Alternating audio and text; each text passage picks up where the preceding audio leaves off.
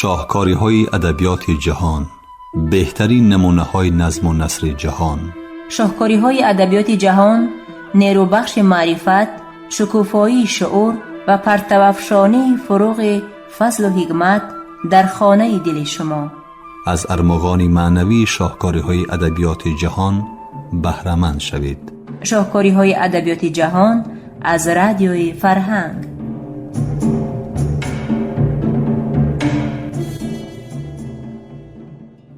درود به دوستداران برنامه‌های ادبی رادیوی فرهنگ. گفتارمان را از سلسله خوانش بدیعی شاهکاری‌های ادبیات جهان آغاز می‌بخشیم. گفتار 23م را از روی رمان مارتین ایدن نویسنده آمریکایی جک لندن در قرائت عبدالجلیل امان بشنوید.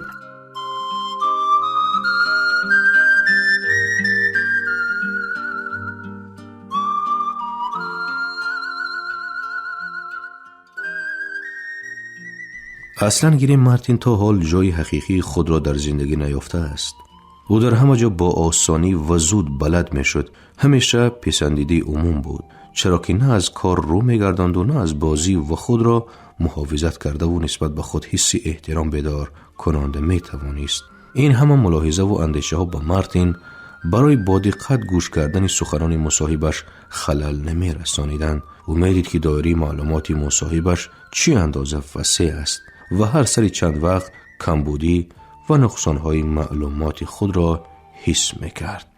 روف به نزد مارتین مراتب دوم در آن لحظه آمد که او دهان به سخن باز کرده بود. من به شما خطای شما، انیخترش جهتهای سستی محاکمه های شما را میگویم، گفت او. شما بیالوگی را صرف نظر میکنید، آن در فکر و ملاحظه های شما دیده نمی شود. یعنی من بیالوگی حقیقی علمی را از تجربه های لابراتواری جانو گردانیدن ماده های بیجان سر کرد تا جنبه استایی وسیع سوسیولوژی و استتیکی در نظر دارم. روف تماما مات و مبهوت گشته بود و در دوام 2 سال لکسی های پروفسور کالدوئل را شنیده و او به نظرش مخزن علم و معانی می نمود. من گپی شما را چندان نمیفهمم، به جرأتانه گفت پروفسور. کوشش میکنم فهمانم. یاد دارم که من تاریخ مصر خوانده بودم که پیشکی شرایط مملکت را ناموخته صنعت مصر را فهمیدن ممکن نیست. کاملا درست، راضی شد پروفسور. از زمین سبب سخنش را دوام داد مارتین. به نظرم چنین می نماید که اگر کس پیشکی از چی و چی خیل به وجود آمدن حیات را نداند، خصوصیت مملکت را آموخته نمی تواند. برای اینکه ما قانونها، مؤسسه‌ها، عرف و عادت و دین را فهمیده توانیم، باید اول آدمانی را که این همه را آفریده‌اند دانیم، از طبیعت این آدمان با خبر باشیم. مگر ادبیات هم عیناً مثل اهرام و مجسمه های مصر آفریده آدمی نیست؟ میدانید، گفت او به من از این پیش الکه یک آدم بزرگ، عالم اِوولوسیون شناس ژوزف لکاند به همین مانند سوالها کرده بود، ولی او مرد و من گمان کرده بودم که دیگر کسی مرا فاش نمی کند و آن اکنون باشد در سیمای شما عیبدار کننده نو را میبینم.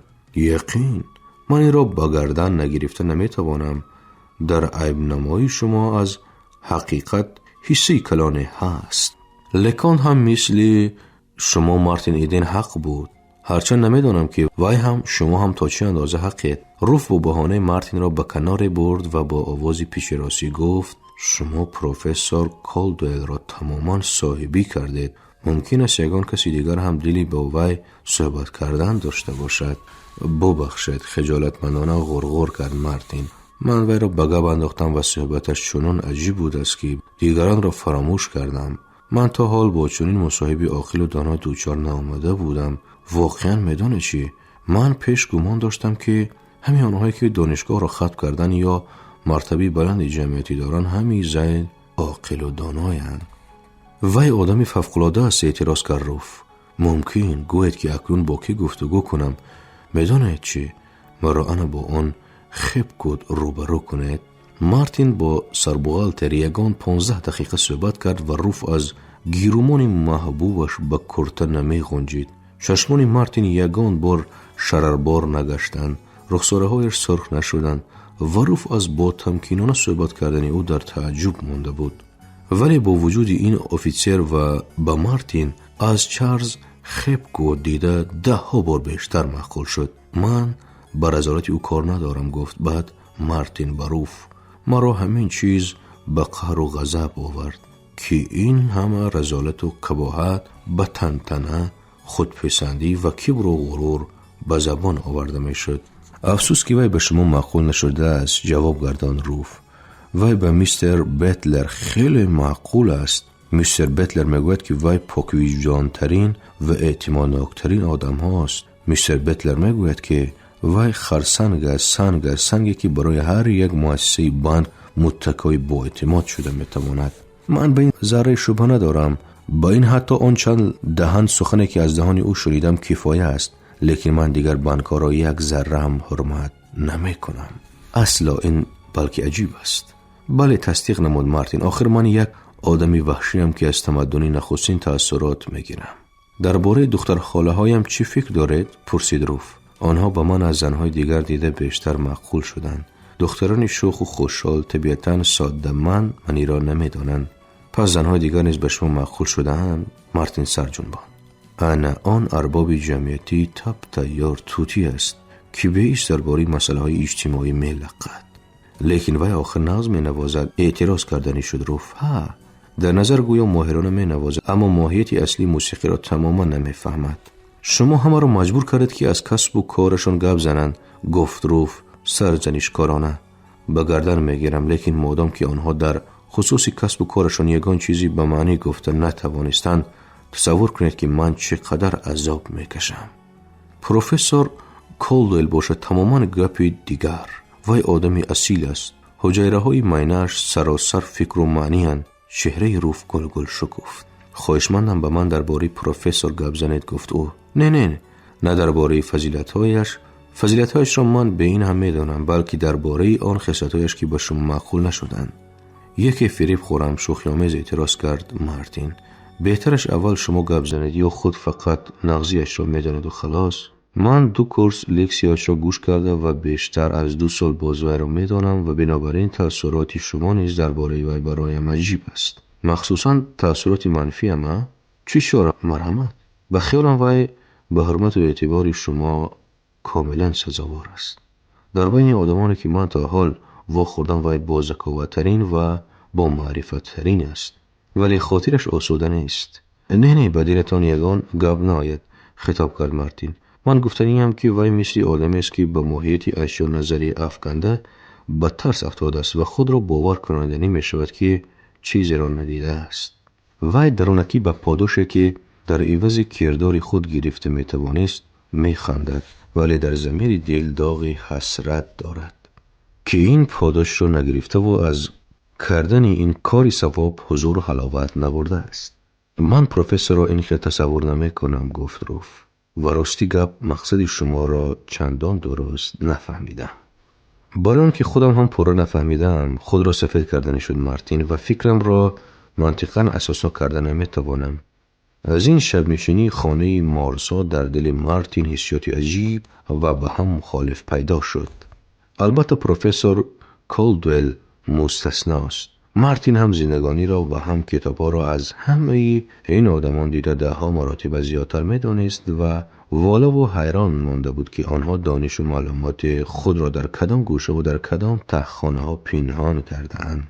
الحال نمی‌فهمید که او صاحب عقل و خرد فوق‌العاده است و نمی‌دانست که متفکران حقیقی را در مهمانخانه مارسا جستن نشاید.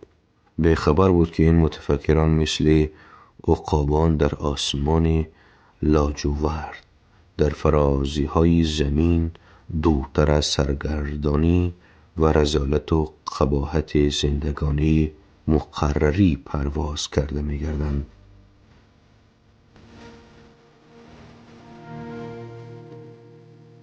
کامیابی راه خانه مارتین ایدن را گم کرده بود و فرستادگان آن دیگر در او را نمی کوفتند.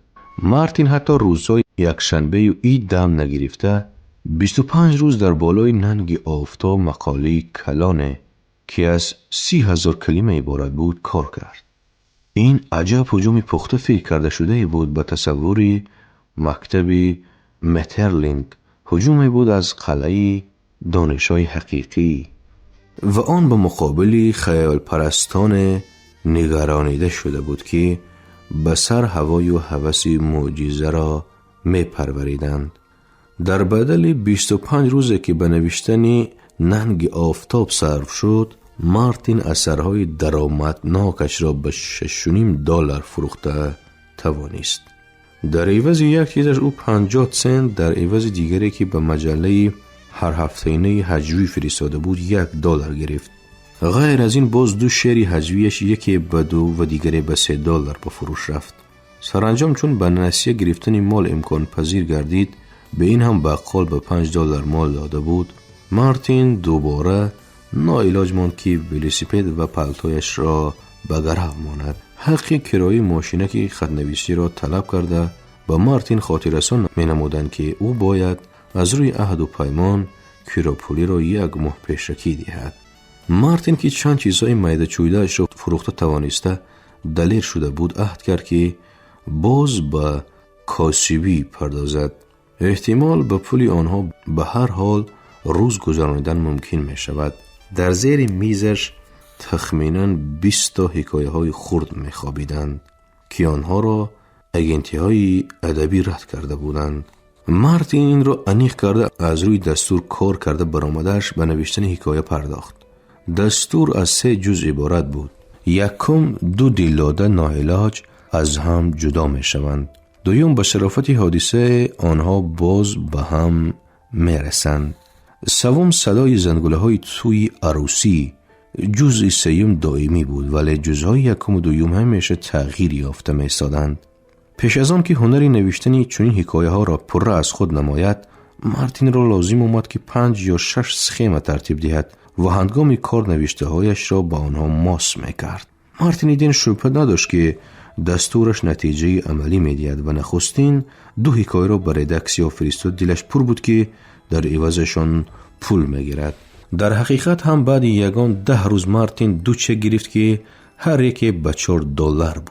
دیگر این میان او وابسته به مجله های معلومات های غم‌انگیز به دست آورد. ژورنالی هر ماهی ترانس کانتیننتال حکایه او صدای زنگوله را چاپ کرد ولی چک نفرستاد. مارتین محتاج پول بود، بر ردکس مکتوب نوشت. به جای چک یک جوابی مجمل آمد و خواهش کرده میشد که مارتین یگان چیزی دیگرش را فرستد. مارتین 2 روز دیگر گرسنگی کشیده ناعلاج باز ولوسیپدش را به گرو ماند.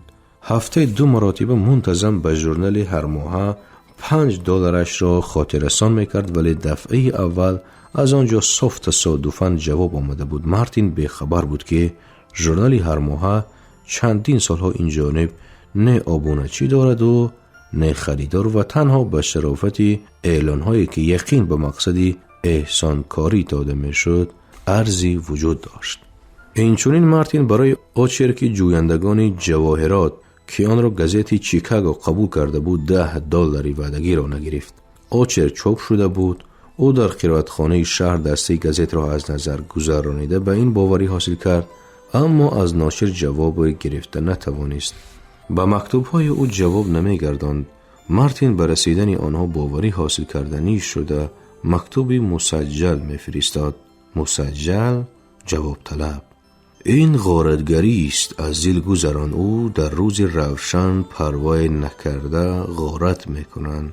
مال او را یگانه امکانیت 1 پارچه نانیابی او را میدوزند، حالان که او گرسنگی میکشد. مجله هر هفته‌ای جوانی و کمالات از 3 حصه پویسی او را که از 21,000 کلمه عبارت بود چاپ کرده، بعد بناخواست نبرآمده ماند. به همین طریق مارتین از گرفتن $16 حق قلم آن نیز امیدش را کند.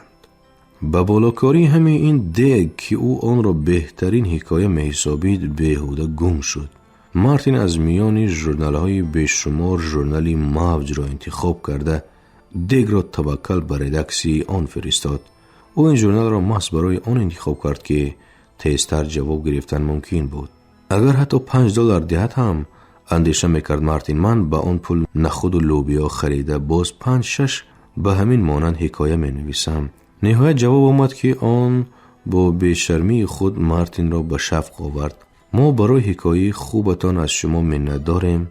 در ردکسی ما همه آن را با لذت خواندیم و چنان که میبینه در جای فخری چاپ کردیم. امیدوارم که رسما به شما معقول شدند.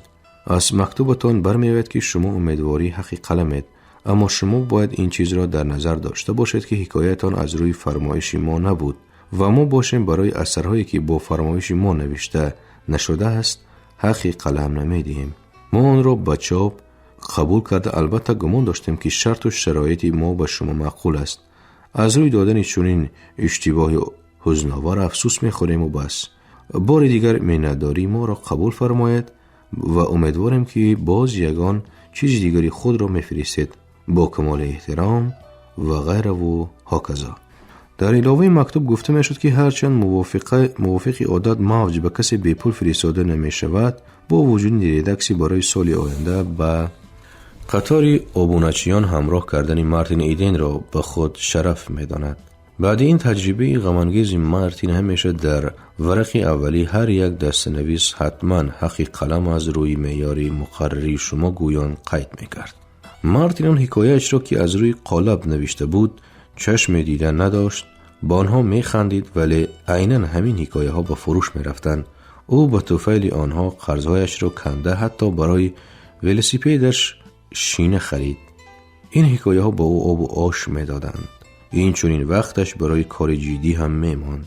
کاش که یگانه از ناشران متکبر بعضن به اندیشه می رفت مارتین التفات کرده اقلاً یک سطر روح بخش بنوشت، بلکه ایجادات من نهایت فوق‌العاده است، بلکه آن با بعض ملاحظه ها با آنها موافقت نمی آید، لیکن نخواد در اثرهای من چیزی که به جواب ارزد نباشد. روزهای گرمکه که به خاطر کالیفرنیا فرا رسید و دوره حضور و حلاوت مارتین پایان یافت. به دستنویسا مکتوب علاوه کرده به مارتین خبر میدادند که اگنتی پر از متریال است و در دوام چند ماه یگان دستنویس قبول کرده نمی تواند. مارتین باشد به همین 10 حکایه امید بسته روزهای آخر کلان خرج میکردگی شده بود. اگنتی با عادتاً برای هر یک حکایش $5 حق میداد و حتی حال یگان تاش را هم نگردانده بود. بنابراین مارتین چنان گیرومان داشت که گویا در حساب جاریش الکی $50 پول باشد. به همین طریق برایش یک بار دوره سنجش‌های وزنینی فرا رسید و او به ناامیدی افتاده. حکایه‌های کهنه‌اش را به نشریه‌های خرد که چاپ می‌کردند و حق نمی‌دادند و حکایه‌های نوش را به ژورنال‌های کلان که آنها چاپ هم نمی‌کنند و حق هم نمی‌دادند فرستادن گرفت.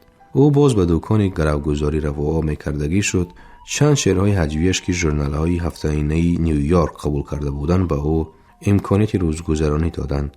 آنگاه او جرأت کرده به همه ژورنال‌های کلان مکتوب نوشت که برای چی اثرهای او را چاپ نمی‌کنند. به او جواب گرداندند که اثرهای پیشنهاد فرستاده شده مورد محاکمه قرار نمی‌گیرند و قسم زیادی اثرهای چاپ نشونده را با سفارش ژورنال‌ها مؤلفان می‌نویسند که نام برآوردند و تجربه دارند.